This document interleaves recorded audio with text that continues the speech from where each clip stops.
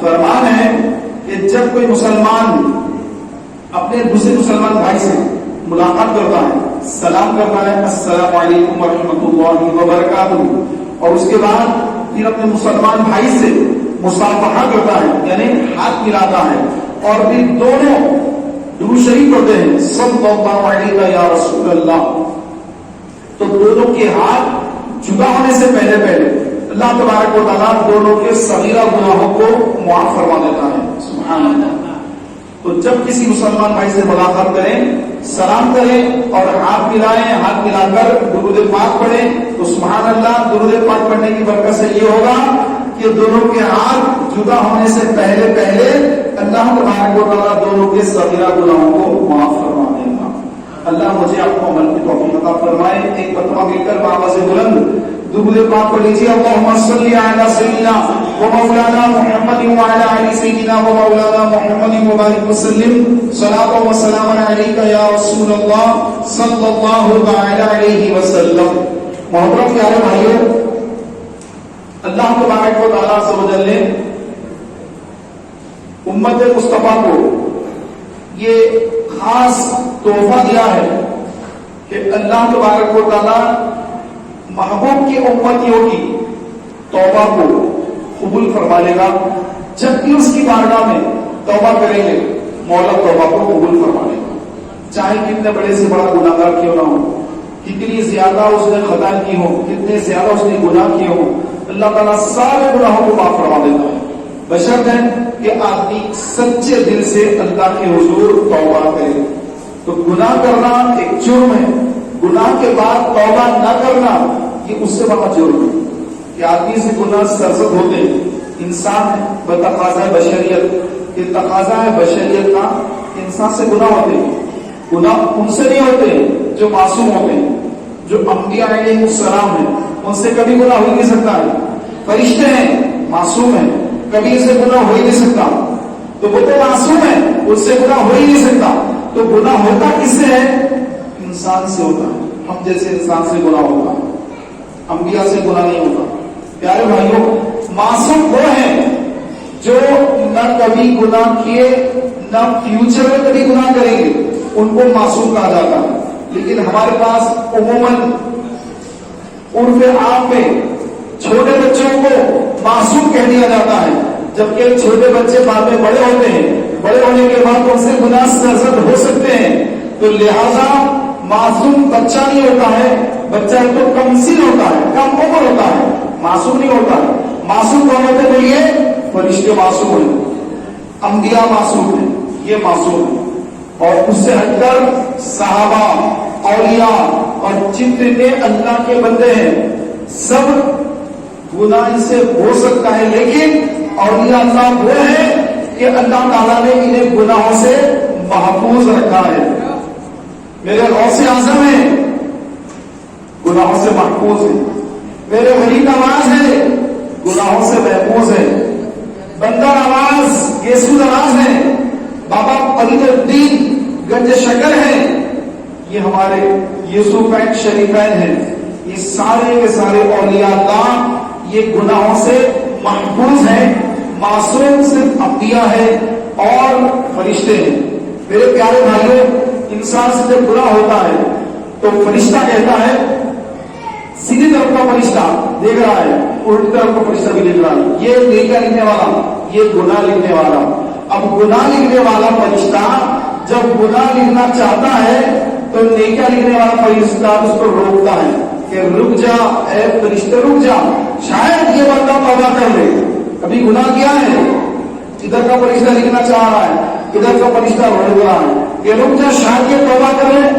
تو میرے پیارے بھائیوں، یہ تقریباً 6 گھنٹے تک، آج کے حساب سے 6 گھنٹے تک اس کا گناہ نہیں لکھا جاتا. لیکن اس کے بعد اگر وہ توبہ نہ کرے تو پھر اب یہ فرشتہ کہتا ہے نیکی لکھنے والے فرشتے کو کہ اب یہ بندہ تو توبہ کر ہی نہیں رہا ہے، یہ تو توبہ نہیں کر رہا ہے، لہٰذا اس کا ایک گناہ لکھتا ہوں. تو چنانچہ جو اس نے گناہ کیا تو اس کا گناہ لکھا جائے گا. تو میرے پیارے بھائیوں، نیکیوں کا معاملہ تو الگ ہے. جب بندہ نیکی کی نیت کرتا ہے کہ میں یہ نیکی کا کام کروں گا، کہ نیکی کی نیت کرتے ہی اللہ تبارک و تعالیٰ اس کو ایک نیکی عطا فرما دیتا ہے، اور جب نیکی کر لیتا ہے تو ایک نیکی کا ثواب 10 گنا عطا کیا جاتا ہے۔ نیکی کرنے پر 10 گنا، نیکی کی نیت کرنے پر، صرف نیت پر ایک نیکی عطا ہو رہی۔ تو پیارے بھائیوں، اللہ کا کرم دیکھیں کہ گناہ کرتے ہیں ایک گناہ لکھا جا رہا ہے، نیکی کی نیت کرتے ہیں تو ایک نیکی لکھی جا رہی ہے، جب نیکی کرتے ہیں تو 10 نیکی کا ثواب دیا جا رہا ہے۔ روایت میں لکھا ہے کہ بندہ جب کوئی نیکی کرتا ہے تو اس کو ایک نیکی کا ثواب بڑھا کر 10 گنا یا 20 گنا یا پھر 40 گنا، 100 گنا، 200 گنا، 3 4 5 6 700 گنا تک اس کو اس کا ثواب دیا جاتا ہے۔ جتنا اخلاص زیادہ اتنا ثواب زیادہ، جتنا اخلاص زیادہ اتنا ثواب زیادہ۔ جیسا اجتماع ہے، ہر جگہ آپ کو تحریک اسلامی کا ہفتہ وار اجتماع ہوتا ہے، تو اجتماع میں اسلامی بھائی تشریف لاتے ہیں، تو ایک بھائی آئے اجتماع میں تو ان کو ایک نیکی کے برابر 10 نیکی، یعنی ایک اجتماع کا جو ثواب ہے پتہ نہیں اللہ جانے کتنا ثواب ہے۔ تو پیارے بھائیوں، شب جمعہ ایک نیکی کا ثواب بڑھا کر 70 گنا زیادہ کر دیا جاتا ہے، تو ایک اجتماع میں آنا گویا 70 اجتماع میں آنے کے برابر ثواب دیا جا رہا ہے۔ اب وہ 70 اجتماع کا ثواب کتنا ہوگا؟ تو عام جو نیکی ہے اس کا 10 گنا بڑھ کے مل رہا ہے، تو 10 گنا سے بڑھتے بڑھتے 700 گنا تک جا رہا ہے۔ اب اجتماع میں آنے والا کوئی بندہ ہوگا جس کو ایک نیکی کے برابر یعنی 10 نیکی کے برابر، اور کسی کو 700 نیکی کے برابر، تو جس کا اخلاص زیادہ اس کا ثواب زیادہ۔ 2 بندے نماز پڑھ رہے ہیں بازو بازو ٹھہر کر، ایک کا ثواب 10 گنا ہے، ایک کا ثواب 700 گنا تک بڑھ گیا۔ تو جیسی اس کی نیت، جیسا اس کا اخلاص، ویسی اس کی نیکیاں۔ میرے پیارے بھائیوں، اللہ تبارک و تعالیٰ عز و جل اپنے بندوں کو ہر گناہ پر توبہ کا فرما دیتا ہے، بخشش فرما دیتا ہے۔ جب بخشش بندہ کر لے اس کی بخشش ہو جاتی ہے۔ شرط یہ ہے کہ بندہ سچی توبہ کرے، صرف اپنے گالوں پر اس طرح سے بات کر توبہ کرتے ہیں، گالوں پر ہاتھوں سے مار لیتے ہیں، تو یاد رکھیے توبہ یہ نہیں ہوتی ہے، بلکہ توبہ دل کی شرمندگی، ندامت، دل کے اندر آدمی کے ندامت ہو، یعنی شرمندہ ہو جاتے ہیں اللہ تعالیٰ سے، میں نے گناہ کیا، اللہ مجھے دیکھ رہا تھا میں گناہ کر رہا تھا، اس کے اندر احساس سے گناہ ہو تو وہ جو ہے اس کی توبہ کا ذریعہ بنتا ہے۔ لیکن اگر اس کو گناہ کا احساس ہی نہ ہو اور بس زبانی طور پر کرے کہ میں تو گناہوں سے توبہ کرتا ہوں، یوں ہوں، تو اس سے پیارے بھائیوں توبہ قبول نہیں ہوتی ہے، بلکہ اس کا گناہ جیسا تھا ویسا ہی رہتا ہے۔ توبہ تو اس کی قبول ہوتی ہے جو بندہ سچے دل سے اللہ کے حضور رو رو کر گڑ گڑا کر توبہ کرے اور پھر توبہ پر قائم رہے۔ ایسا نہیں کہ توبہ کر رہا ہے پھر گناہ کرتا ہے، ادھر توبہ کیا ادھر پھر گناہ کیا۔ یہ تو جو ہے مولا علی نے فرمایا کہ جو بندہ اس طرح کرتا ہے کہ ادھر توبہ کیا پھر ادھر آ کے پھر گناہ کیا، پھر توبہ کیا پھر گناہ کیا، توبہ کیا گناہ کیا، کوئی اللہ کے ساتھ ٹھٹا کر رہا ہے، اللہ کے ساتھ مذاق اڑا رہا ہے، اللہ کے ساتھ مذاق مسخری کر رہا ہے، تو اس ایسا بڑا گناہ لکھا جائے گا نعوذ باللہ کہ وہ جو اللہ کے ساتھ مسخرہ پن کر رہا ہے کہ ادھر توبہ کرتا ہے پھر آگے گناہ کرتا ہے۔ تو یہ بے انتہا غلط ہے، بلکہ صحیح طریقہ توبہ کا یہ ہے کہ آدمی 2 رکعت نماز پڑھے، جب بھی گناہ سرزد ہو جائے 2 رکعت نفل نماز پڑھے، 2 رکعت نفل نماز پڑھ کر اب سجدے میں چلا جائے اور سجدے میں جا کر اللہ کے حضور توبہ کر کہ یا اللہ یہ جو مجھ سے گناہ ہو گیا ہے میں اس گناہ سے بیزار ہوں، میں اس گناہ سے بیزار ہوں، میں شرمندہ ہوں کہ میں نے یہ گناہ کیا، میں تیری بارگاہ میں سچی توبہ کرتا ہوں، تو حضور کے وسیلے سے میری توبہ کو قبول فرما اور میری مغفرت فرما اور یہ گناہ سے مجھے آزاد فرما، یہ گناہ میرا بخش دے۔ اس طرح اللہ کے حضور توبہ کریں۔ بعض لوگ نعوذ باللہ کفریات بک دیتے ہیں، زبان سے کلمہ کفر ادا کرتے ہیں، تو یاد رکھیں جتنوں کے سامنے کلمہ کفر ادا کیا، اب مجمع میں جو کفر بولا یا مجمع میں کوئی گناہ کیا، تو اب وہ اتنے لوگوں کے سامنے جا کر جو ہے اب اس کو توبہ کرنا پڑے گا، کیونکہ سب کے سامنے گناہ کیا تو اس کے سامنے توبہ کرنا پڑے گا، سب کے سامنے گناہ کر کے اکیلے میں توبہ کر رہا ہے، تو یہ غلط ہے۔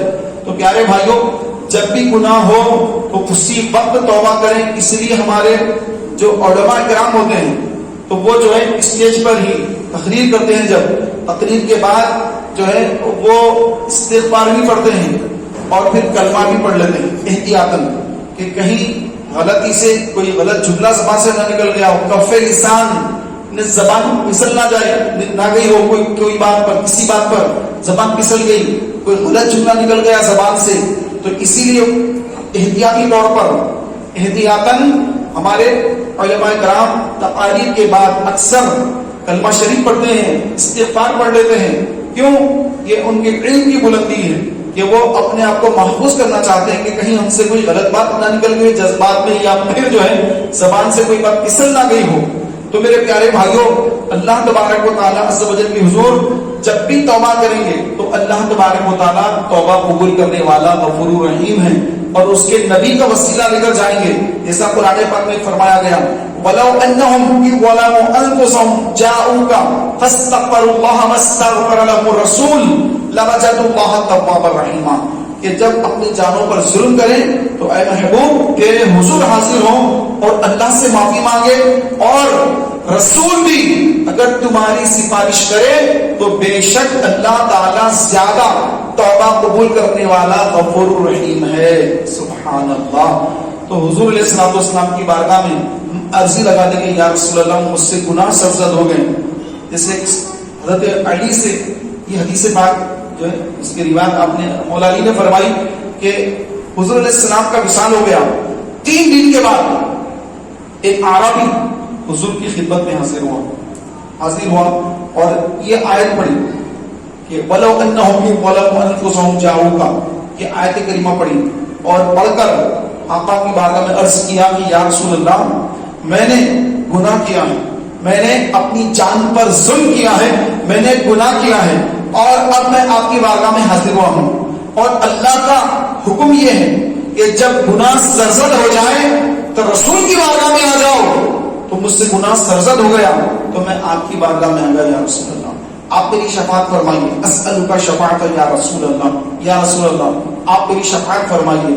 تو پیارے بھائیوں، مولا علی فرماتے ہیں کہ روضہ رسول سے آواز آئی قد غفر لک، جا تحقیق بے شک تیری بخشش کر دی گئی. سبحان اللہ. تو کیسی جو ہے اس کی حاضری تھی عاشق رسول کی، کیسی پیاری حاضری. رسول پاک کی بارگاہ میں گیا اور اپنی بخشش شفاعت طلب کی کہ یا رسول اللہ میری شفاعت فرمائیے کہ میں نے اپنی جان پر ظلم کیا ہے، میں نے گناہ کیا ہے، آپ میری سفارش کیجیے، شفاعت کیجیے اللہ کے حضور کہ اللہ میرا گناہ معاف کر دے. تو رسول کریم علیہ السلام نے جواب دیا جا تیری بخشش کر دی گئی، جا اللہ نے تیرے گناہ معاف کر دی. تو پیارے بھائیوں، رسول پاک علیہ السلام اپنی قبر انور میں، تربت اطہر میں، روضہ پاک میں استراحت فرما ہے، آرام فرما ہے، اور اپنے غلام آقا کے غلام جب آقا کی بارگاہ میں پہنچ کر آقا کی بارگاہ میں عرضیاں پیش کرتے ہیں تو آقا علیہ السلام کی بارگاہ میں عرضیاں قبول ہوتی ہیں، نہ صرف مقبول ہوتی ہے بلکہ جواب بھی دیا جاتا ہے. بخشش کے جو ہے الحمدللہ خوشخبریاں دی جاتی آقا کی بارگاہ سے. کاش ہمیں بھی مدینے کی حاضری نصیب ہو اور ہم بھی آقا کی بارگاہ میں جا کر آقا صلی اللہ تعالی علیہ وسلم سے ہم بھی شفاعت کا سوال کریں. اب جس سے جانا نہیں ہو سکتا، پیسہ نہیں ہے، پاسپورٹ کا پرابلم ہے، یہ پرابلم وہ پرابلم، تو کوئی مسئلہ نہیں. یہ آدمی جہاں پر بیٹھا ہے، جہاں پر کھڑا ہے، جہاں پر وہ ہے وہیں سے رسول پاک کی طرف متوجہ ہو جائے اور آقا صلی اللہ تعالی علیہ وسلم کی بارگاہ میں سفارش کریں گے یا رسول اللہ میری شفاعت فرمائیے. اسألک شفاعت یا رسول اللہ. اعلیٰ حضرت نے کیا فرمایا؟ دور اور نزدیک کے سننے والے وہ کان، کانے لالے کرامت کے لاکھوں سلام. حضور کے کان تو جو ہے قریب سے بھی سنتے تو دور سے بھی سنتے ہیں.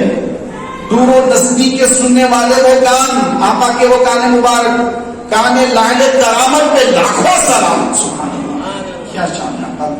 تو میرے پیارے بھائیوں، ہم جمعے کے دن سلام پڑھتے ہیں، سلام میں یہ شعر پڑھتے ہیں، تو کیا ہمارا ایمان ہے، کیا ہمارا عقیدہ ہے کہ ہمارے نبی علیہ السلام، ہم اگر حیدرآباد میں رہ کر مدینے والے آقا کی بارگاہ میں سلام پیش کر رہے ہیں تو ہمارا ایمان ہے کہ ہمارے آقا ہمارے سلام کو سن رہے ہیں، ہے نا؟ الحمدللہ.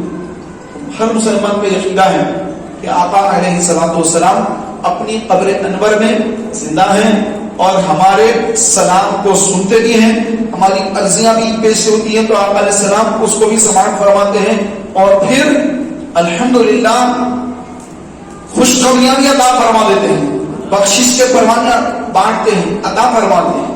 میرے پیارے بھائیوں, توبہ کا دروازہ اللہ نے کھلا رکھا ہے, یہ کبھی بند نہیں ہونے والا ہے کہ آدمی کتنے بھی گناہ کر لے, جتنے چاہے گناہ کر لے, لیکن توبہ اس کے لیے دروازہ کھلا ہے. اللہ نے کھول رکھا دروازہ, کبھی بند نہیں ہوگا دروازہ.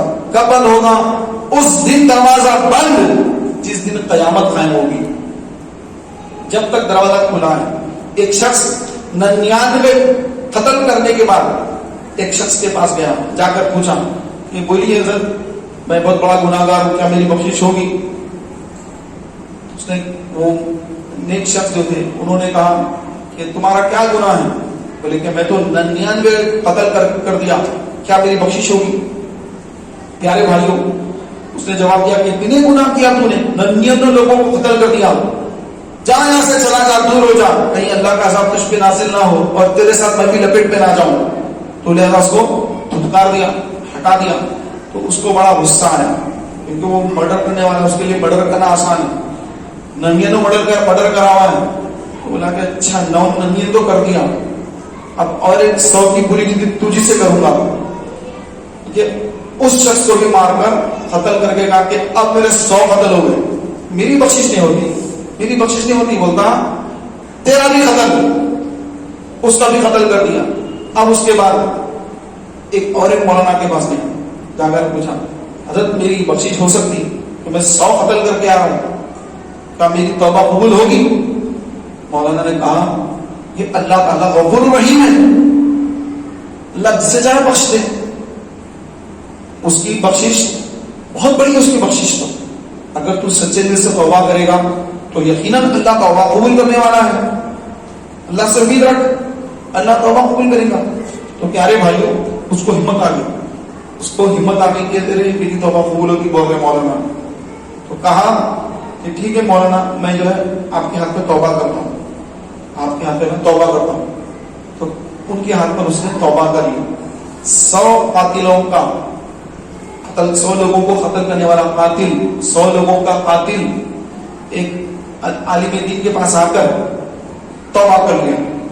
توبہ کے بعد وہ عالم دین نے نصیحت فرمائی کہ اب تم نے توبہ کر لی, اب تم کیا کرو, برے لوگوں کے ساتھ مت رہو, اچھے لوگوں کی صحبت اختیار کرو. تم اچھے لوگوں میں رہو گے تو اچھی باتیں سنو گے, نماز کی طرف جاؤ گے, قرآن کی طرف جاؤ گے. لیکن اگر پھر بری صحبت رہے گی, برے دوست رہیں گے, تو پھر تم کو جو ہے کہیں دوبارہ اسی گندگی میں نہ لے چلے جائیں. تو لہذا تم کام کرو, یہ بستی کو چھوڑ دو, یہ بستی میں تمہارے دوست خراب دوست رہتے ہیں, تم اچھی بستی میں چلے جاؤ. وہ ادھر ایک بستی ہے, وہ بستی میں نیک لوگ رہتے ہیں, تم وہاں چلے جاؤ. اس نے کہا ٹھیک ہے مولانا, میں وہاں چلے جاتا ہوں. چلا گیا, راستے میں انتقال ہو گیا. وہ بستی میں پہنچا بھی نہیں, انتقال ہو گیا. اب اللہ کی طرف سے جو فرشتے آ گئے اٹھانے کے واسطے, روح نکالنے کے لیے. اب جنت میں لے جانا ہے, جہنم میں لے جانا ہے. دو بھی فرشتے آ گئے, عذاب کے بھی, رحمت کے بھی. اب عذاب کے فرشتے آ کے بولے کہ یہ گناہگار تھا, ہم اس کو لے جائیں گے. دوسرے کہنے لگے کہ نہیں, یہ تو توبہ کر لیا تھا اور ایک بستی میں جا رہا تھا, ہم لے جائیں گے. دونوں میں جو ہے بحث شروع ہو گئی, ہم لے جائیں گے, ہم لے جائیں گے.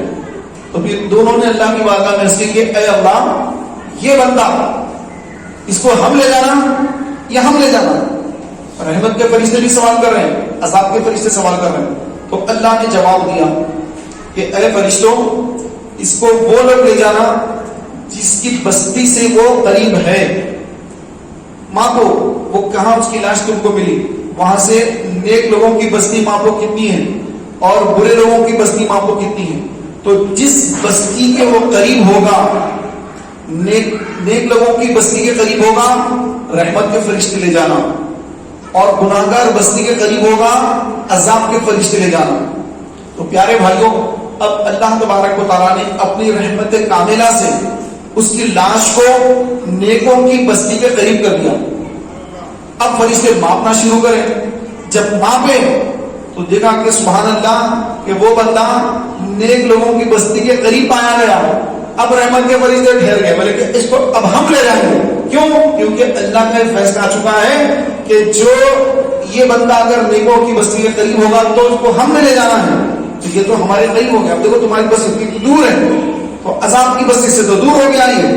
تو چنانچہ اللہ تبارک و تعالیٰ کی رحمت سے وہ بندہ رحمت کے فرشتوں کے حوالے کر دیا گیا. رحمت کے فرشتے اس کو لے کر اللہ کی رحمت میں چلے گئے. اللہ تبارک و تعالیٰ کے اوپر کروڑوں رحمتیں ہوں. میرے پیارے بھائیوں، یہ ہوتی توبہ. جب بندہ توبہ کرتا ہے تو اللہ تعالیٰ اس کے لیے اور آسانیاں کر دیتا ہے. اگر وہ توبہ نہ کرتا، وہ نیک بندے کے پاس نہ آتا، اس کی موت تو لکھی ہوئی ہے، موت تو آنے والی ہے، تو مرنے والا ہے، لیکن اس کی خوش قسمتی یہ تھی کہ موت سے پہلے ایک عالم دین کے پاس چلا گیا. ایک عالم دین کے پاس گیا تو عالم دین نے اس کو صحیح مشورہ دیا کہ تم توبہ کر کے نیک بستی میں چلے جاؤ، یہاں مت رہو، یہ غلط لوگوں کی صحبت میں رہو گے تو پھر بگڑ جاؤ گے، یہاں مت رہنا، نیکوں میں چلے جانا. تو پیارے بھائیوں، وہ پیارا مشورہ جو تھا، وہ عالم دین کا جو مشورہ تھا، وہ مشورے کی برکت سے اللہ تبارک و تعالیٰ عز و جل نے اس کو رحمت والوں بستی کے قریب کر کے، نیکوکار کی بستی کے قریب کر کے رحمت کے فرشتوں کے حوالے فرما دیا. اس کا ٹھکانہ جنت بن گیا. میرے پیارے بھائیوں، ہم کو ہر وقت اللہ تعالیٰ کے حضور اپنے گناہوں سے توبہ کرتے رہنا چاہیے کہ نہ جانے موت کا آواز آئے، موت کب واقع ہو جائے کسی کو نہیں معلوم. سرکار بغداد حضور غوث پاک رحمت اللہ تعالیٰ علیہ فرماتے ہیں کہ میرا مرید، میرا کوئی مرید اس وقت تک نہیں مرے گا جب تک اللہ کے حضور سچی توبہ نہ کر لے گا. توبہ کرنے کے بعد اس کو موت آئی. کس کو؟ غوث اعظم کے مرید کو، قادری غلام کو. تو غوث اعظم کے جو مرید بنتے ہیں تو اللہ تعالیٰ ان کو موت سے پہلے توبہ کی توفیق عطا فرماتا ہے. اور جب توبہ کر لیتے ہیں، چاہے کتنے سے بڑے گناہ کیوں نہ کیا ہو، جب توبہ کر لیا تو سارے گناہ معاف ہو گئے. اب اللہ کے حضور پیشی ہو رہی ہے تو کوئی گناہ ہے ہی نہیں، کیونکہ سارے گناہوں سے توبہ کر لیا. ہاں، ایک چیز ہوتی ہے، ایک ہوتے اللہ کے حق، ایک ہوتے بندوں کے حق. اللہ کے حق کیا ہے؟ نماز پڑھنا، روزے رکھنا، فرائض ادا کرنا. اب یہ توبہ سے معاف ہوتی ہے، پھر اس کو قضا بھی ادا کرنا ہے. لیکن ایک ہوتے حقوق العباد، بندوں کے حق. جیسے کسی کے پیسے دبا لیا، قرضہ لیا، مولانا 1 لاکھ روپے قرضہ دیجیے، اب لے کے رکھ لیا، پھر کاروبار میں لگا، کاروبار میں جو ہے اس سے فائدہ اٹھا. اب بولے کہ اگلے منتھ میں دے دوں گا، بول کے لے لیا. اگلا منتھ گیا، اس کے بعد کورنگ منتھ ہو گیا، 4-6 مہینے ہو گئے، دینے کا نام ہی نہیں. اب خرچ خواہ پوچھ رہے ہیں کہ حضرت پیسے واپس کیجیے، 1 لاکھ روپے لیے تھے آپ نے، 1 مہینے کے بعد دیتے، بولے 6 مہینے ہو گیا، پیسے دینے کا نام ہی نہیں لے رہے ہیں. تو پیارے بھائیوں، تو ایسا جو بندہ کر رہا ہے، تو اعلیٰ حضرت امام اہل سنت نے کیا لکھا؟ فرمایا کہ جو کسی کا قرض لے کر اس کو تاخیر کرے تو جتنے دن لگائے گا، ہر دن روزانہ اس کو اس کے اعمال نامے میں مسلسل گناہ لکھا جاتا رہے گا. اور جس نے قرضہ دیا اس کو روزانہ اتنے پیسے صدقہ کرنے کا ثواب دیا جائے گا. روزانہ 1 لاکھ روپے صدقہ کرنے کا ثواب مل رہا اس کو. کہاں سے کرتا ہے 1 لاکھ روپے صدقہ؟ لیکن 1 لاکھ روپے قرضہ کیا، اب وہ قرضہ واپس نہیں دے رہا ہے، اس کو گناہ مل رہا ہے، اس کو روزانہ اتنے پیسے صدقہ کرنے کا ثواب مل رہا ہے. تو میرے پیارے بھائیوں، ایک جنازہ حضور کی بارگاہ میں، سرکار نے پوچھا کیا اس پر قرض ہے؟ لوگوں نے کہا کہ ہاں یا رسول اللہ قرض ہے. فرمایا کہ اس کی نماز تم پڑھ لو، اس کی نماز میں نہیں پڑھوں گا. سرکار واپس جانے لگے. مولا علی آگے بڑھ کر اس کی یا رسول اللہ اس کا قرض کی ذمہ داری میں لیتا ہوں، میں اس کا قرض ادا کر دوں گا، آپ اس کی نماز پڑھائیں تاکہ آپ کی نماز پڑھنے کی برکت سے اس کا آسان بیڑا پار ہو جائے. تو آقا علیہ السلام آگے بڑھے، اس کی نماز پڑھائی. مولا علی کو دعائیں بھی آقا نے دی. تو میرے پیارے بھائیوں، یہ گناہ معاف نہیں ہوتے، حقوق العباد یہ اس وقت تک معاف نہیں ہوتے جب تک بندہ معاف نہ کرے. پہلے بندے سے معافی مانگنا، پھر اللہ سے معافی مانگنا. اب غیبت کا بھی ایسی حساب ہے. آپ نے کسی کی غیبت کی، یعنی غیبت کس کو کہتے ہیں؟ حضور سے جب پوچھا کہ یار اس کا غیبت کیا ہے، آقا نے سامنے فرمایا غیبت یہ ہے کہ تم اپنے بھائی کی وہ برائی جو اس کے اندر موجود ہے اس کا ذکر تم کسی اور کے سامنے کر رہے ہو، یہ غیبت ہے. یہ غیبت یعنی آدمی کے اندر کوئی برائی ہے، اس برائی کا ذکر کسی اور آدمی کے سامنے کرنا. برائی ہے، اسی برائی کا ذکر باہر ہو رہا ہے، یہ غیبت ہے. اب اگر اس کے اندر وہ برائی ہے ہی نہیں، وہ برائی نہیں ہے اس کے اندر، لیکن زبردستی اس کو جو اس برائی میں مبتلا کر کے کہا جا رہا کہ انہوں ایسے ہیں، تو اس کو کہتے ہیں تہمت لگانا، جھوٹی تہمت لگانا۔ تو تہمت لگانا یہ غیبت سے بھی بڑا گناہ ہے۔ تو یہ غیبت کیسے معاف ہوتی ہے؟ یہ غیبت اس وقت تک معاف نہیں ہوتی جب تک کہ جس کی غیبت کی ہے اس سے معافی نہ مانگے۔ جب تک جس کی غیبت کی اس سے معافی نہیں مانگیں گے، اس سے بخشش نہیں کرائیں گے، اس سے معافی تلافی کر کے معاملہ کلیئر نہیں کریں گے، اللہ بھی معاف نہیں فرمائے گا۔ تو پہلے اس سے معافی مانگنا۔ تو اب جس کی غیبت کر رہے ہیں، اب اس سے جا کے معافی مانگنا کہ بھائی میں اپنی غیبت کر رہا ہوں، میرے کو معاف کرو۔ کتنی شرم آئے گی آپ سامنے والے کے سامنے جا کے آپ کہیں گے کہ میں اپنی غیبت کیا، میرے کو معاف کر دو۔ شیطان تو پہلے تو بولنے نہیں دے گا، ارے کام بولتے غیبت ہو جاتی ہے، یہ بے عزتی ہو جاتی ہے، ایسا نہیں بولنا۔ تو میرے پیارے بھائیوں، انسان غیبت کرنے کے بعد نہ اس سے معافی مانگتا ہے، نہ پھر اللہ سے معافی مانگتا ہے۔ ایک بزرگ جو ہے اپنے ایک محلے والے کے پاس ایک بہت بڑا خوان جس میں پھل فروٹ بھرے ہوئے تھے، تحفے میں بھیجا دیا اور کہا کہ آپ نے جو مجھے نیکیاں دی اس کے بدلے میں یہ میں تحفہ دے رہا ہوں، پھل فروٹ، اس کو آپ قبول فرمائیے۔ تو وہ پڑوسی جو تھا حیران ہو گیا، میں کوسی نیکیاں دیا آپ کو؟ تو غلام آ کے بولا حضور وہ پوچھ رہا ہے کہ اس نے کوسی نیکیاں دی؟ تو وہ بزرگ نے جواب دیا کہ کل آپ نے فلاں کے سامنے جو میری غیبت کی تھی، تو آپ نے جو میری غیبت کی تو آپ کی نیکیاں میرے اعمال نامے میں کر دی گئی، تو آپ کی طرف سے میرے کو تحفہ ملا نیکیوں کا، تو وہ نیکیاں جو آپ کے اعمال نامے سے میرے اعمال میں آ گئی، تو میں اس کے تحفے میں آپ کو پھل فروٹ بھیج رہا ہوں۔ پیارے بھائیوں، ہم نیکیاں کرتے ہیں، نماز پڑھے، نیکی کرے، تراویح میں ٹھہرتے، رمضان میں پیر غلط کر کے تراویح میں ٹھہرتے ہیں، بڑی خوشی ہوتی ہے، اتنے تراویح پڑھ لیا، روزہ رکھا، بہت گرمی میں روزہ رکھا، یہ کرا وہ کرا، لوگوں کی افطار کرا دیا، میں یہ کام کرا دیا، اجتماع میں چلے گیا، لوگوں کو لے کے اجتماع میں اعتکاف میں بیٹھا، 2 حج 2 عمرے کا مجھے ثواب ملا، یہ میرا ہم خوش فہمی میں اتنی نیکیاں مل گئی، ماشاءاللہ، چلیے بہت اچھی بات ہے۔ اب وہ باقی ہے یا چلی گئی اس کا ایک نہیں۔ جن کی غیبتیں کر رہے ہیں روز اس سے کٹنگ ہوتے جا رہی ہے، کٹ کٹ کٹ کٹ کتنے نکال دو، ان کی بھی غیبت کرے ان کو اتنے دے دو، ان کی غیبت کرے ان کو اتنے دے دو، ان کی غیبت کرے اتنے دو، اب بچے اتنے بچے ہیں، اچھا گناہ بھی کرتے جا رہے ہیں جناب، اور جو ہے نیکیاں وہاں پہ میدان محشر میں گناہ زیادہ دکھ رہے ہیں، نیکیاں کم ہو رہی ہیں۔ تو پیارے بھائیوں، جن کی غیبتیں کرتے جائیں گے تب نیکیاں جو ہے ختم ہوتی چلی۔ ایک روایت میں لکھا ہے کہ مسجد میں دنیاوی بات چیت کرنے والی کی نیکیاں ایسی جلائی جاتی ہے جیسے جنگل کی سوکھی لکڑیاں جل جاتی ہیں۔ جنگل کی آگ مشہور ہے، ارے ایسی بات پھیل گئی، جنگل کی آگ کی طرح بات پھیل گئی یار، یعنی جنگل کی جو آگ ہوتی ہے بہت تیزی سے پھیل جاتی ہے، تو تیزی سے پھیلنے والی جو ہوتی ہے جنگل کی آگ، تو ایسی جل جاتی ہے نیکیاں اس بندے کی جو مسجد میں آ کر دنیا کی بات شروع کر دیتا ہے، سیاسی گفتگو، کاروبار کی گفتگو، گھریلو باتیں، یہ باتیں وہ باتیں، یہ وہ سب مسجدوں میں چلتا ہے۔ لوگ نماز پڑھنے آ کر سلام دعا کو کرتے ہیں، اس کے بعد شروعات اس کا کیا ہوا، ارے ان کا کیسا ہوا، یہ کیا ہوا، یو پی میں کون جیتے، ایم پی میں کیا ہوا، مہاراشٹر میں یہ ہوا، وہ پارٹی ایسا بول دی، انہیں ایسا بول دیا۔ پیارے بھائیوں، یہ باتیں کرنے مسجد میں نہیں آئے ہیں، ہماری نیکیاں چل رہی ہیں وہاں پر، ہم کو یہ باتیں کرنا ہے تو اڑ جائیں مسجد سے، نہیں اپن سیاسی گفتگو کرنا ہے تو ہم مسجد کے باہر چلے جائیں، وہاں جا کے بات کر لیں گے۔ یا کوئی کاروباری بات کرنا ہے تو آپ سامنے لوگوں کو محبت سے مسکرا کر نرمی سے بولیں اس کو کہ بھائی یہ سیاسی گفتگو شروع ہو جا رہی ہے اپنی، لہٰذا اپن مسجد کے باہر جا کے بات کر لیں گے یہ اس تعلق سے۔ اگر کوئی دینی بات ہے، حدیث شریف ہے، کوئی دینی مسئلہ ہے تو مسجد میں بات کریں گے، اس پر گفتگو کریں گے مسجد میں، اس سے ہٹ کے جو بھی بات ہوگی مسجد کے باہر۔ تو یہ ہم بول نہیں سکتے سامنے والے سے جو ہے ہم اس کا احساس، اس کا جو ہے ریسپیکٹ کرتے ہیں، ارے نہیں بھائی سامنے والا برا مان جائے گا، ایسا میں بولوں گا تو اس کو غلط دکھے گا، تو احترام کرتے ہیں وہاں پر۔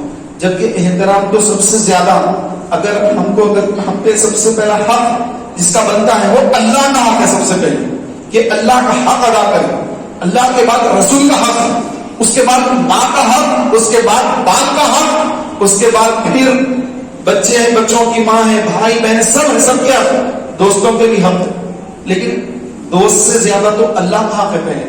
اللہ کے گھر میں آ کے بیٹھے اور دوست کے ہم کا ذہن بنا ہوا ہے، ارے ہمارا دوست کیا سمجھے گا یار، کیسا اس کو بولنا، تو نرمی سے بولنا، سختی سے نہیں۔ آپ جو ایسا اس کو ڈانٹ ڈپٹ کے بولیں گے تو ظاہر بات غلط ہو جائے گی۔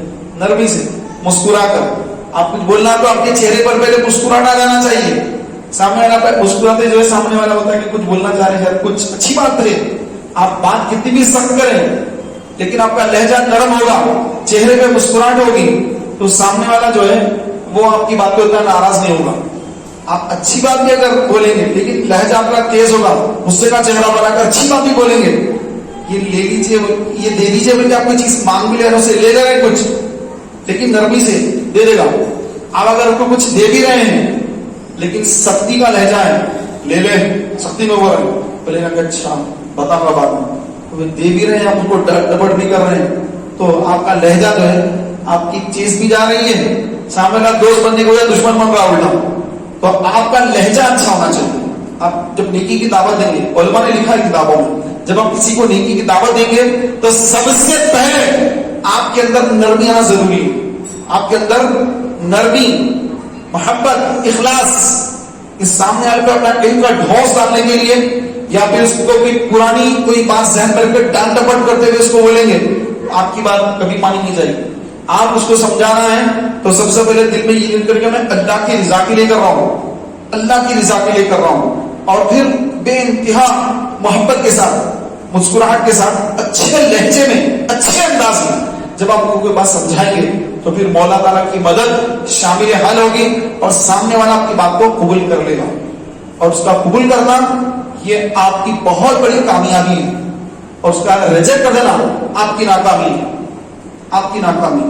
تو اگر کوئی ریجیکٹ کر دے، نہیں بات مانے، تو اللہ سے توبہ کرے کہ یا اللہ میرے بولنے میں شاید اخلاص نہ تھا، میرے اندر خلوص نہیں تھا، جس کے سبب سامنے والے نے میری دعوت کو قبول نہیں کیا، رد کر دیا، اے اللہ تو مجھے معاف کر دے، استغفر اللہ استغفر اللہ استغفر اللہ۔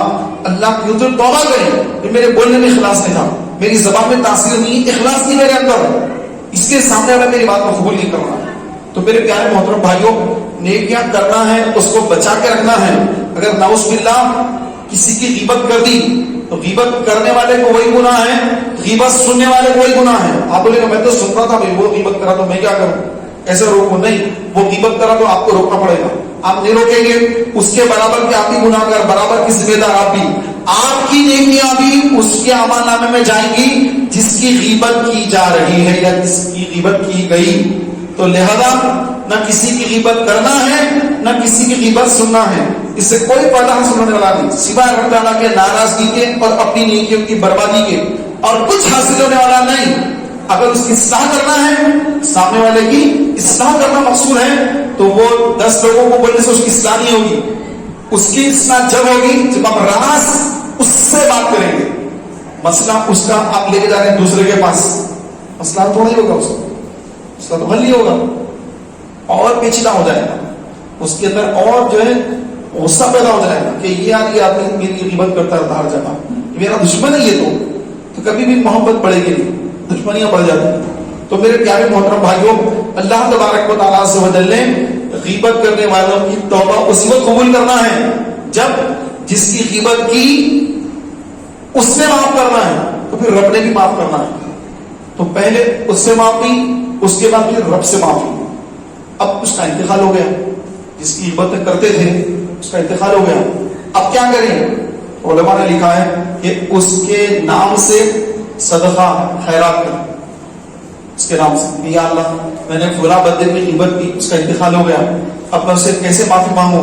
اب میں اس کے نام سے صدقہ خیرات کرتا ہوں، اس کے نام سے صدقہ کریں، خیرات کریں، اس کی بخشش کی دعا مانگے اور اللہ سے توبہ کریں کہ یا اللہ اس کو تو توفیق دے دے کہ یہ میرا جو ہے معاف کر دے مجھ کو، قیامت کے روز جب اس کا میرا آمنا سامنا ہو تو یہ وہاں قیامت کے روز یہ حساب مجھ سے نہ لے لے، اور اس کی میں نے بڑی غیبتیں کی، تو پھر اس کے نام سے جو آپ کے پاس پیسہ ہے، پیسہ صدقہ کرتے رہیں، مغفرت کی دعا کرتے رہیں، قرآن پڑھ کر رسالے سے معاف کرتے رہیں۔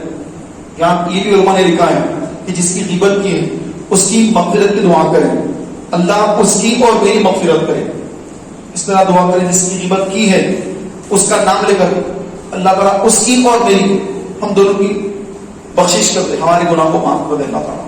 تو میرے پیارے بھائیوں, یہ تو غیبت کا گناہ ہے. ایک ہوتا ہے چغلی کا گناہ, جس سے قبر میں عذاب ہوگا. وہ ہے چغلی, یعنی ادھر کی بات سن کر کے ادھر آ کے لگا دینا کہ آپ کے تعلق سے یہ بھائی ایسا بول رہے تھے, پھر انہوں کچھ بولے, پھر ان کی بات سن کر ادھر آ کے بولنا بھائی انہوں ایسا آپ کے تعلق سے بول رہے تھے, اچھا ایسا بولا, میں تو ایسا کرا تھا جب, پھر وہ سن لیا پورا, میں تھوڑا بہت مسالہ لگا کے ایک بات کو اچھا بنا کے اب اس کے سامنے پیش کر رہا ہے.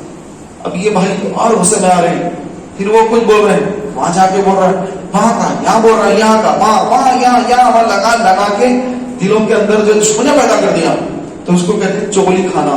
فرمایا کہ قبر کا جو عذاب ہے وہ پیشاب کی بے احتیاطی اور چغلی کی وجہ سے ہوتا ہے. مرنا تو مجھے بھی ہے, آپ کو بھی ہے, قبر میں مجھے بھی جانا ہے, آپ نے بھی جانا ہے. تو قبر کے عذاب سے بچنے کی تدبیر کیا ہے؟ پیشاب کے چھینٹوں سے اپنے آپ کو بچانا تاکہ قبر میں عذاب نہ ہو. دوسرا چغلی, یہاں کی سنا وہاں, وہاں کی سنا یہاں. تو یہ جو ادھر کی ادھر لگانے والے لوگ ہوتے ہیں, جب یہ مرتے ہیں, جب یہ قبر میں جاتے ہیں, تو جب قبر ان کو دباتی ہے تو ان کو یاد آتا ہے کہ جب غیبتیں کرتا تھا ادھر کی سن کے ادھر لگاتا تھا, ادھر کی سن کر کے ادھر لگاتا تھا, اب جو ہے اس کے بدلے میں یہاں قبر کے عذاب میں گرفتار ہوں. اب کیا توبہ کرے گا بھائی, تیری توبہ کا وقت تو چلا گیا, اب تیرے لیے بس یہ عذاب ہی ہے بس. اب اللہ تجھ پر رحم کر کے معاف کر دے تو معاف, نہیں تو پھر تیرے لیے قبر کا عذاب یہ چلتا رہے گا, اور تیری چیخ و پکار کوئی سننے والا نہیں. تیری آواز تیری قبر کے اندر ہی دفن ہے, تیری آواز تیری قبر کے اندر ہی ہے. تو جتنا چاہے اللہ پھاڑ دے, تیری آواز باہر نہیں آئی. تیری چیخ و پکار, تیرے رونے کی آواز, تیری چیخ و پکار کی آواز باہر نہیں آئے گی. باہر تو لوگ جو ہے بس کسی کی تدفین ہو تو قبرستان آتے ہیں, چند خبروں پہ پھول ڈال کر بھی وہ چلے جاتے ہیں. تیری آواز کون سنے گا, تیری بات کون سنے گا؟ قبر کا اندھیرا جو گڑا ہوتا ہے, آقا علیہ الصلوۃ والسلام نے فرمایا کہ قبر کسی کے لیے جنت کا باغ ہے, کسی کے لیے جہنم کا گڑا ہے. تو جو بنتا ہے وہ ہمارے اعمال کے اعتبار سے بنتا ہے. پیشاب کر کے طہارت نہیں لیتے لوگ, کھڑے کھڑے پیشاب کر دیتے ہیں اور استنجا نہیں کرتے, ڈھیلا یا ٹیشو پیپر سے استنجا نہیں کرتے, پانی سے استنجا نہیں کرتے, کھڑے کھڑے پیشاب کرتے ہیں اور پھر چلے جاتے ہیں. اب وہ پیشاب کے چھینٹے جو ہے ان کے کپڑوں پر بھی لگتے ہیں, ان کے بدن پر بھی لگ جاتے ہیں.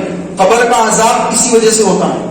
آج کئی ہمارے نوجوان بھائی ہیں ٹائٹ پینٹ پہن لیتے ہیں, جن کو جھکنے کی تکلیف ہوتی ہے, تو ان کو جو ہے پیشاب کرنے بیٹھتے تو اٹھنے کے بعد جو ہے ان کو صحیح طہارت ہوئی نہیں, تو پیشاب کے قطرے نکل گئے, اور میں نماز نہیں پڑھ سکتا, میری طہارت ٹوٹ گئی, نماز نہیں پڑھ سکتا. یہاں تک کہ والد صاحب کا انتقال ہو گیا, بیٹے کو نماز جنازہ پڑھنے کے لیے جو ہے طہارت نہیں. اب کیا کرے گا بیچارہ؟ وہ باپ جس نے اس کو پالا پوسا بڑا کیا, اس کی نماز جنازہ تو پڑھا تھا, تو اتنی صلاحیت اپنے اندر پیدا کرتا کہ نماز جنازہ کی امامت کر سکتا, لیکن تو دنیا دار ہی رہا, کیونکہ تیرے باپ نے تجھے دنیا دار ہی بنایا. اسے کبھی حافظ قرآن تو بنایا نہیں, کبھی وہ داڑھی ہٹ کی نیت کی تو تو نہیں اس کو روکا. وہ بچہ بڑا ہو گیا, اس کو طہارت کے مسائل بھی نہیں معلوم, وہ کھڑے کھڑے آیا پیشاب کر کے آ گیا تو اس کو طہارت ہی نہیں ہے, اور وہ تو مسجد کے باہر ٹھہرا ہوا ہے. تیری جنازہ کون پڑھا بھائی؟ وہ دعا کرنے والا سب دوسرے لوگ ہیں. تیرا اپنا بیٹا بن طہارت کا باہر ٹھہرا ہوا ہے, اب اس نماز جنازہ ہو گئی, اب یہ لے کر کے جا رہے باہر, اب اس کی تدفین ہو رہی. تو میرے پیارے محترم بھائیوں, یہ جو قبر کا عذاب ہے یہ انتہائی سخت ترین عذاب ہے. قبر کے بارے میں آقا علیہ الصلوۃ والسلام نے فرمایا کہ قبر یہ اتنا اس کا عذاب ہے کہ اگر لوگوں کو معلوم ہو کہ قبر میں اللہ تعالیٰ کیسا عذاب دیتا ہے لوگوں کو, تو لوگ اپنے عزیز و اقارب کو قبروں میں دفنانے چھوڑ دیں اگر عذاب معلوم ہو جائے. معلوم نہیں ہوتا عذاب کیا عذاب ہے, کسی کو نہیں معلوم, نہ مجھے معلوم نہ آپ کو معلوم, مگر قبر کا عذاب ایک چیز ہے, تو اس سے بچنا ہے تو سورہ ملک پڑھنے کا حکم دیا. آپ علیہ السلام نے فرمایا کہ جو روزانہ رات میں سورہ ملک پڑھے گا تو جب وہ مرے گا قبر میں جائے گا تو سورہ ملک کے پڑھنے والے کو اللہ تعالیٰ قبر کے عذاب سے بچاتا ہے, اور یہ سورت کل قیامت کے دن بھی اپنے پڑھنے والے کی شفاعت کرے گی. اللہ کی حضور عرض کرے گی کہ مولا یہ روزانہ مجھے پڑھا کرتا تھا, اس کی بخشش فرما دے, یا نہ تو مجھے اپنے کلام میں سے نکال دے. تو پیارے بھائیوں, اللہ اپنے کلام سے تو نکالے گا نہیں, کیونکہ اللہ کا کلام ہے, قرآن ہے. تو مولا تبارک و تعالیٰ سورہ ملک کی شفاعت قبول کر کے اس گناہگار کی بخشش فرما دے گا. تو میرے پیارے بھائیوں، یہ روزانہ پڑھنا ہے مغرب کی نماز کے بعد یا عشاء کے بعد. رات میں کبھی بھی پڑھ سکتے ہیں. صبح یعنی سحری کا وقت ختم ہونے تک عشاء کا وقت ہوتا ہے. تو جب تک سحری کا وقت ہے، جب تک عشاء کا وقت ہے، جب تک عشاء کا وقت ہے، جب تک آپ سورہ ملک پڑھ سکتے ہیں تو اس کو پڑھنے کا ذہن بنائیے تاکہ قبر کے عذاب سے بچ سکیں. پیارے بھائیوں، ایک قبر پر عذاب ہو رہا ہے. سرکار گھوڑے پہ تشریف لے جا رہے ہیں. گھوڑا جو ہے وہ آواز سن کر، آواز قبر کی آوازیں انسان اور جنات نہیں سنتے. انسان اور جن کے علاوہ سارے چرند پرند سب آوازیں سنتے ہیں. قبر کے اندر جو عذاب ہو رہا ہے اس کی آواز ہم اور جنات نہیں سنتے. باقی بکریاں، وہاں پہ گھوڑے، وہاں قبرستان میں جو جانور وغیرہ آ گئے، چرند پرند سب وہ آواز سنتے ہیں. تو وہ گھوڑا بھی جو ہے آواز سن لیا، اور جو آواز سنا چیخو پکار، وہ ہیبتناک آواز سن کے گھوڑا جو ہے وہ بھدک گیا.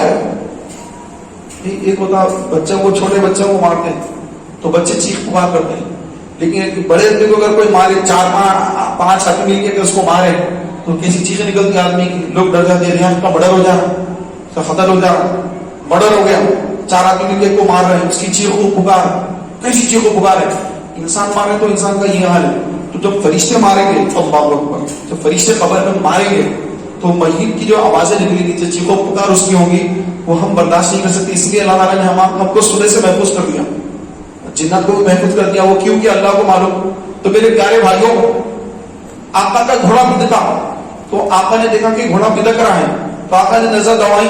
سبحان اللہ. آقا نے جب نظر کرم فرمایا، دیکھا کدھر سے آواز آ رہی ہے، تو آقا علیہ السلام جب دیکھا کہ 2 قبریں ہیں، ان میں سے آوازیں آ رہی ہیں، تو آقا قبروں کے پاس تشریف لے گئے. جا کر قبر کے پاس ٹھہر گئے. دیکھیں آقا نے فرمایا کہ اس قبر میں جو عذاب ہو رہا ہے یہ پیشاب کی بے احتیاطی کی وجہ سے اس کو اس قبر کا عذاب ہو رہا ہے. اور دوسری قبر کی طرف اشارہ کر کے فرمایا یہ لوگوں کی چغلی کھاتا تھا، اس لیے اللہ نے اس کو قبر کے عذاب میں مبتلا کر دیا. پھر آقا علیہ السلام نے دیکھا کہ ایک تر شاخ ہے، وہ لا کے آقا علیہ السلام نے اس کے 2 حصے کیے.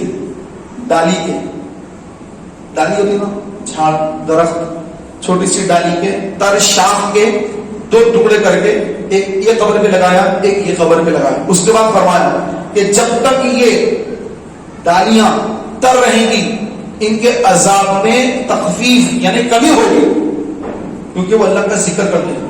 تو جب کوئی تر چیز اللہ کا ذکر کرے تو اس کے نیچے عذاب نہیں ہوتا. اسی لیے حکم دیا گیا کہ قبروں پر پھول ڈالتے ہیں، پھول بھی اللہ کا ذکر کرتے ہیں. آپ کہیں گے پھر اولیاء اللہ کی قبروں پہ کیوں پھول ہوتے ہیں، کیا وہاں پہ بھی عذاب ہو رہا؟ بس بدعقیدت پوچھتے ہیں. تو میرے پیارے بھائیوں، وہاں پر عذاب نہیں ہو رہا ہے، وہاں پہ تو رحمتیں برس رہی ہیں. اللہ کے ولیوں کی مزارات پہ تو رحمتیں برس رہی ہیں. ہم وہاں جاتے ہیں تو ہم پر بھی رحمتیں برستی ہیں. تو اب کچھ نہ کچھ ہم ساتھ ان کے لیے تحفہ لے جانا. تو کیا لے جانا تحفہ؟ پھول کا تحفہ. تو اس سے ان کے درجات میں بلندی ہوتی ہے. وہ ہماری درجات کی بلندی کے محتاج نہیں ہے. اللہ نے ان کو ایسا نوازا کہ وہاں آنے والے کے مسائل حل ہوتے ہیں، وہ ہمارے محتاج نہیں.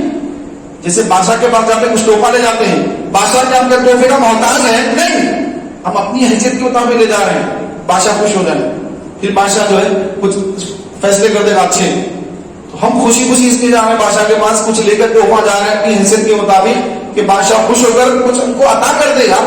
تو یہ اولیاء اللہ کی بات ہم اس لیے جا رہے ہیں کہ کچھ پھول چڑھا کر اللہ کے ولی کو خوش کر کے کچھ ان کی دعائیں لے لیں تاکہ اللہ تعالیٰ ہماری توبہ کو قبول کر لے، ہمیں عذاب سے بچا لے اللہ. اس لیے وہاں پہ پھول لے کر ڈالتے ہیں. یہ چادریں بھی لوگ لے کر ڈالتے ہیں، چادریں. تو چادر وغیرہ ڈالنے کی کوئی ضرورت ہی نہیں ہے. وہ چادر جاتی پلٹ کے آتی، جاتی پلٹ کے آتی، آپ کو معلوم ہی ہوگا. نئی بات نہیں ہے، سب کو معلوم. کاروبار چلتا رہتا ہے. کوئی بھائی بیٹھے تو ناراض نہ ہو کہ ایسا ہو رہا ہے. ہم کو تو ایسا مقصد نہیں ہے کسی کو ناراض کرنا، کہ ہمارا کام ہے ہم صحیح رہنمائی کرنا. تو میرے پیارے محترم بھائیوں، چادر چڑھانے سے کوئی ثواب نہیں ملتا.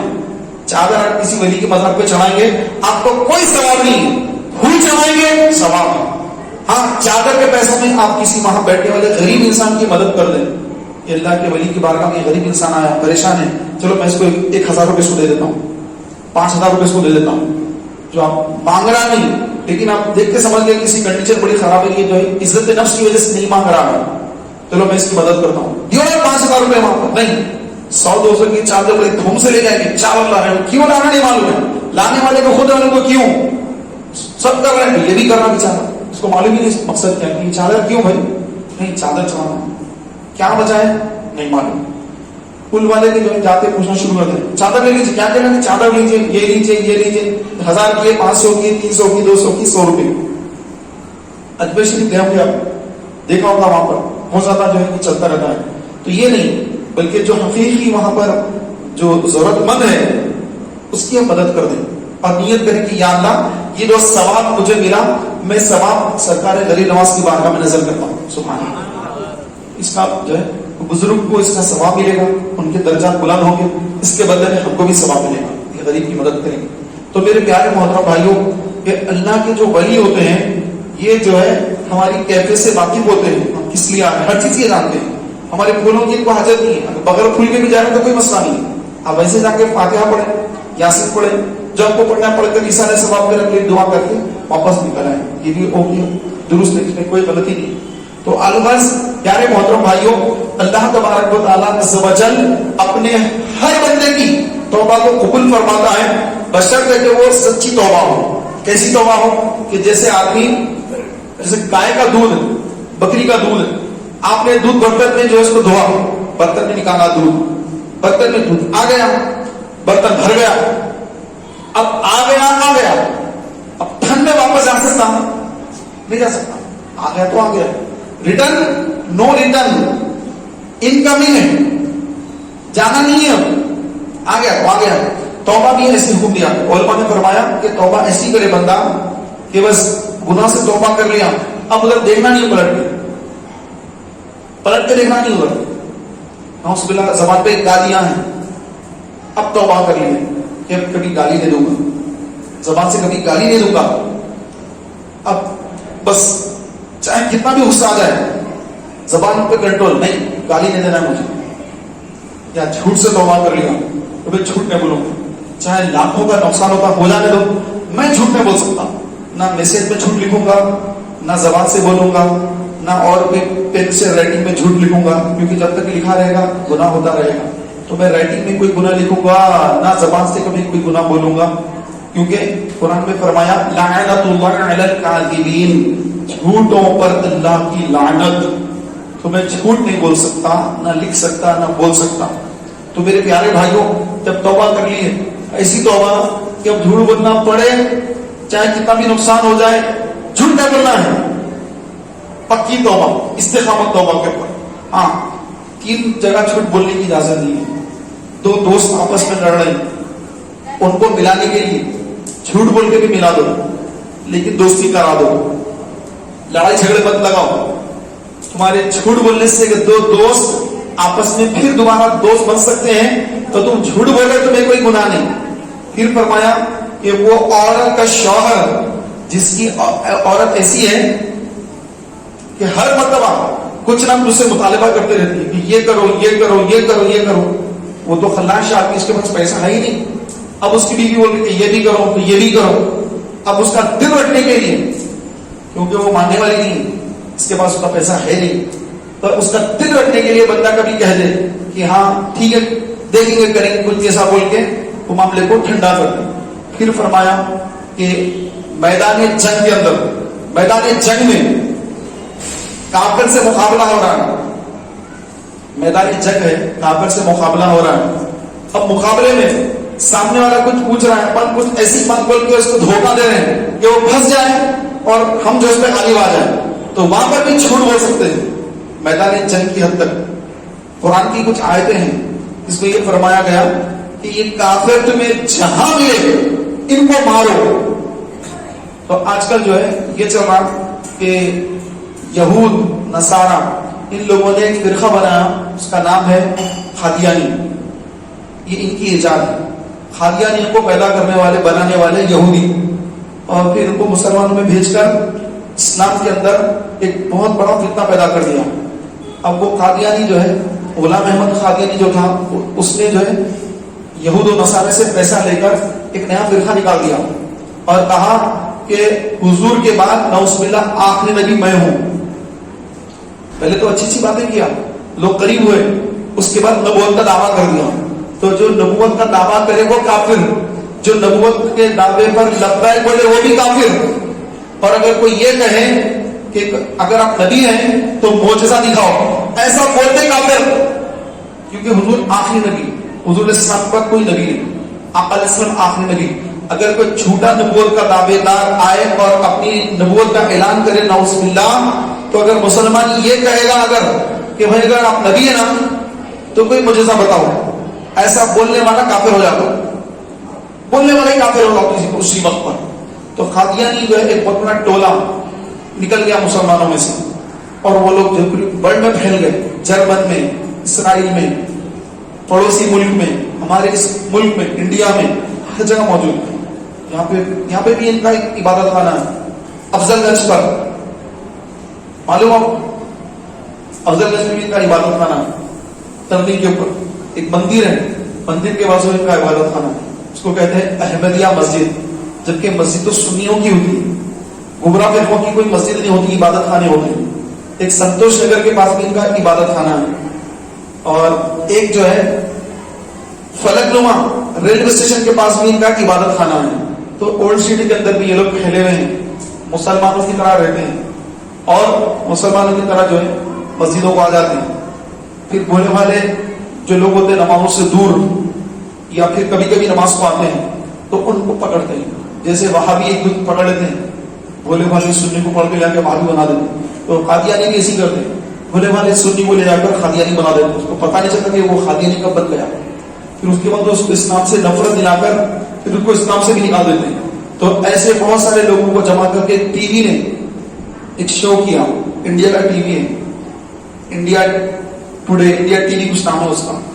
تو اس نے جو ہے ایک شو کیا, تو جیسے پورے ایکس مسلم جو اسلام سے خارج ہو گئے, مرتد بن گئے, تو مرتد ان کو بٹھا دیا گیا کرسیوں پر, اور چند بیکاؤ علماء ٹائپ کے لوگوں کو بٹھا دیا.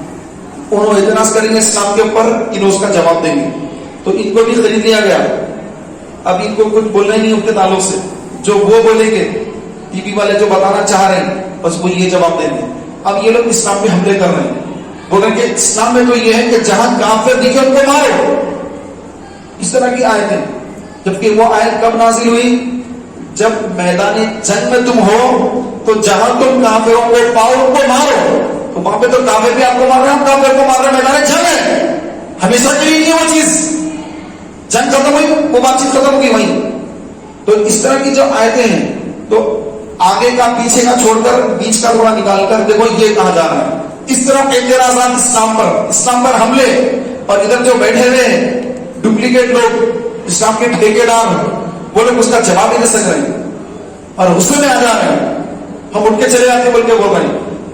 لوگوں کو یہ ذہن دیا جا رہا ہے, میڈیا کا دور ہے, لوگوں کو یہ ذہن دیا جا رہا ہے کہ دیکھو اسلام کے تعلق سے یہ باتیں یہ لوگ بولے, یہ لوگ اسلام کو چھوڑ دیے, اسلام کے اندر خرابیاں ہیں, اس لیے یہ لوگ اسلام کو چھوڑ دیے. اب وہ لوگ اعتراض کر رہے ہیں تو اسلام کے جو علماء ہیں ان کو جواب دینے نہیں آ رہا. تو لوگوں کو یہ میسج جا رہا کہ بھائی واقعی غلطیاں ہیں اسلام کے اندر, اس لیے لوگ چھوڑ کے نکل رہے ہیں. اور جن کو بٹھایا گیا وہ علماء بیٹھے ہوئے تو وہ جواب تک دے نہیں سک رہے کیونکہ ان کے اندر خرابیاں ہیں. تو یہ میسج بھولے والے جب سنی مسلمان دیکھتے ہیں تو ان کو بھی دل میں وسوسہ ڈالتا ہے شیطان کہ دیکھو چھوڑ دو اسلام, معاذ اللہ, استغفر اللہ. تو پیارے بھائیوں, بہتر ہے کہ ایسے جو چینلز ہوتے ہیں ان کو مسلمان نہ دیکھیں, اور جن کے اندر صلاحیت ہے, باصلاحیت لوگ ہیں, اس کا جواب دے, اس کا جواب دے, اس کا کہ وہ آیت ویسی نہیں ہے بلکہ آیت پوری یہ ہے. آگے کی آیت بھی چھوڑ دی گئی, بعد کا بھی چھوڑ دیا گیا. اس کا شان نزول, وہ شان کیا تھی, کس وجہ سے وہ قرآن کی آیت نازل کی گئی, وہ تو بتایا ہی نہیں. بس ادھر ادھر کی بات ملا کر کے جو ہے آدھی بات کر کے لوگوں کے سامنے غلط میسج دے رہے ہیں. تو اس کا صحیح جواب دینے کی کوشش کرنا چاہیے جس کو معلومات ہے, اور جس کو معلومات نہ ہو تو وہ ایسے چینلوں کو نہ دیکھے ورنہ اس کا ایمان برباد ہو جائے گا. میرے پیارے محترم بھائیوں, ہم اسلام کے بارے میں معلومات حاصل کریں, دین کو سیکھیں. اگر کوئی اعتراض کرنے والا اعتراض کرے تو ہم جو ہے خاموش نہ رہیں بلکہ اس کا جواب دیں. اس کو آپ کسی آفس میں جاب کرتے ہیں, کہیں بھی کام کرتے ہیں, کوئی آپ کو کھا کر بولے کہ بھائی تمہارے مذہب میں ایسا ایسا ہے نا, یہ تو غلط ہے نا, تو اب آپ ہاں ایسا نہ کریں آپ, بلکہ اس کا جواب دیں, نہیں ایسا نہیں ہے, آپ بیٹھے میں آپ کو بتاتا ہوں, لیکن اس کو آپ جو ہے تشفی بخش جواب دیں, اس کو سمجھائیں. اس کو اگر آپ کو سمجھ نہیں آ رہا کہ اس کو کیا بولنا ہے, تو آپ کسی عالم دین کے پاس, علم والے کے پاس اس کو لے کر کے آئیے کہ چلیے آپ کے پاس سے آتا ہوں, آپ کے بات کا بہت پورا جواب دیں. اس کو پکڑ لیں, جانے نہ دیں اس کو, آپ آئیے. ایسا نہیں کہ یوں پکڑ لیا پڑوسی محبت سے, اور اس کو لے آ کے مجھے بٹھانا, ٹارگیٹ آپ کا اس کو لے جانا ہے یہاں سے, بٹھانا ہے وہاں پہ, اس کو نرمی سے پکڑ لے, اس کی بات سمجھائیں, اس کے دماغ میں ڈالیں کہ ایسا نہیں ہے, تم جو غلط سمجھ رہے ہو غلط ہے, صحیح یہ بات ہے دیکھو, تاکہ اس کا جو ذہن صحیح ہو جائے. اسلام کے تعلق سے جو غلط بات ہے اس کے دماغ میں بٹھائی گئی وہ نکل جائے, ورنہ وہ جو ہے گندگی پھیلاتا پھرتا رہے گا, ہر جگہ جہاں جائے گا اسلام کے خلاف بولتا رہے گا. یہ آخر دور آخر کے فتنوں میں سے فتنہ ہے کہ لوگ اسلام کو چھوڑتے نکلتے جائیں گے, اسلام سے خارج ہوتے رہیں گے دین سے. یہ بھی جو ہے آخرت کی نشانیاں بتائی. تو میرے پیارے بھائیوں, جو دین سے نکل جاتا ہے, خارج ہو جاتا ہے, نہ اس بلا مرتد ہو جاتا ہے, تو اس کی نہ نماز جنازہ ہے, نہ اس کو جو ہے اعزاز کے ساتھ لا کر قبر کھود کر بڑے اعزاز سے جیسا مسلمان کو دفناتے ہیں ویسا دفنانے کا حکم نہیں, بلکہ اگر مرتد مر جائے تو ایک تنگ گڑا کھودے, بڑا قبر کے جیسا گڑا بڑا نہیں, تنگ گڑا, اور تنگ گڑے میں اس کو کھفس دیں. ایک ہوتا اتارنا, 2 آدمی اوپر سے 4 آدمی نیچے, 2 آدمی اوپر 4 آدمی ہیں, اور جو ہے وہ کپڑا ہے اسے آہستہ آہستہ چھوڑ رہے ہیں احترام کے ساتھ, ویسا نہیں, بلکہ اس کو ڈال دے اس کے اندر اور کھفس دے اس کے اندر. یعنی بڑا گڑا نہ کھودے قبر کے جیسا, بڑی مشکل سے اندر جائے, ٹھوس ٹھوس کے زمین کے اندر دفنا دے اس کو. نہ اس کی مغفرت کی دعا ہے, نہ اس کا جنازہ پڑھا جائے گا, نہ اس کے لیے مغفرت کی دعا کی جائے گی, بلکہ وہ مرتد ہے, اس کا انجام اس طرح کیا جائے گا. تو میرے پیارے اور محترم بھائیوں, اللہ تعالی ہم سب کے ایمان کی حفاظت فرمائے. یہ آخری دور ہے, فتنوں کا دور ہے. فتنوں کے دور میں علماء کرام کے قریب رہیں. فرمایا گیا کہ جب کوئی جو ہے فتنہ پیدا کرنا ہوتا ہے تو سب سے پہلے مسلمانوں کو علماء سے دور کیا جاتا ہے, علماء کی خرابیاں بیان کی جاتی ہیں, علماء کو گالیاں دی جاتی ہیں, علماء کو برا بھلا کہا جاتا ہے. اب عوام کی زبان کھل جاتی ہے, ارے انہوں کہ مولانا ہے, ارے انہیں تو وہ ہے, انہیں تو یہ ہے, گالی گلوچ کرتے ہیں. جب علماء کو گالی گلوچ کرتے ہیں تو کس کی بات سنیں گے؟ اب علماء کی ماں بہن گالیاں دے رہے ہیں ان کو ہی, اب کس کی بات سنیں گے صاحب؟ کون دین کی رہنمائی کرے گا؟ کوئی بھی. اب آپ کو ججے گا نہیں, اس کے بعد کون ججے گا؟ آپ علماء کو گالیاں دے رہے ہیں, آپ کی کون ججے گا؟ آپ کی نظروں میں کوئی نہیں ججے گا. آپ کی رہنمائی کرنے والا جس کو آپ سمجھ رہے ہیں اسی کو گالیاں دے رہے ہیں, تو پھر آپ کس کی بات آپ کی سمجھ میں آئے گی؟ کوئی سمجھانے والا نہیں ہوگا اس کے بعد. فرمایا کہ جو کسی عالم کو علم کی وجہ سے, کسی عالم کی علم کی وجہ سے اس کو برا جانتا ہو تو اس کا خاتمہ کفر پر ہوتا ہے. ہاں اگر اس کے اندر کوئی خرابی ہے, کوئی اس کے اندر برائی ہے, خرابی ہے, تو وہ خرابی کو برا جانتا ہے تو اس میں کوئی برائی نہیں. لیکن ایک عالم دین کو اس لیے برا جانتا ہے کہ اس کا علم ہے, علم کی وجہ سے اس سے جو ہے بیزار ہے, ناراض ہے, علم کی وجہ سے اس سے جلتا ہے, یا وہ علم کی وجہ سے اس سے حسد کرتا ہے, یا اس علم کی وجہ سے اس کی عزت نہیں کرنا چاہتا, تو ایسے شخص کا موت کے وقت ایمان چھین لیا جاتا ہے. تو میرے پیارے بھائیوں, یہ پرفتن دور کے اندر ہم کو احتیاط کے ساتھ زبان سے الفاظ ادا کرنا ہے, ہر جگہ نہیں جانا ہے. آپ کو پتا نہیں آپ کس محفل میں جا کے بیٹھ رہے ہیں, کن لوگوں کے ساتھ اٹھ بیٹھ رہے ہیں, کہ وہ قادیانی ہے نہیں معلوم, رافضی ہے نہیں معلوم, خارجی ہے نہیں معلوم, کس فرقے کا نہیں معلوم. ہم کو صرف اور صرف اہل سنت و جماعت کے لوگوں سے دین کی گفتگو کرنا ہے, اور اس کے اندر بحث مباحثے سے بھی اپنے آپ کو بچانا ہے. کئی معاملات میں اختلافات ہوتے ہیں, تو بحث مباحثے سے کوئی فائدہ ہونے والا نہیں, بلکہ برائیاں پیدا ہوتی ہیں. تو کوئی ایسا معاملہ پیش آتا ہے تو سیدھا علماء کرام سے رجوع ہونا چاہیے, مفتیان کرام سے رجوع ہونا چاہیے, اور اپنی اصلاح کر لینا چاہیے. اللہ تعالیٰ کی بارگاہ میں دعا ہے, مولا تعالیٰ مجھے, آپ کو, ہم سب کو اللہ تبارک و تعالیٰ توفیق عطا فرمائے, خیر عطا فرمائے. ہم سب کو اللہ تعالیٰ ایمان کی سلامتی عطا فرمائے, ہر گناہ سے بچنے کی توفیق عطا فرمائے. آمین بجاہ نبی الامین صلی اللہ علیہ وسلم.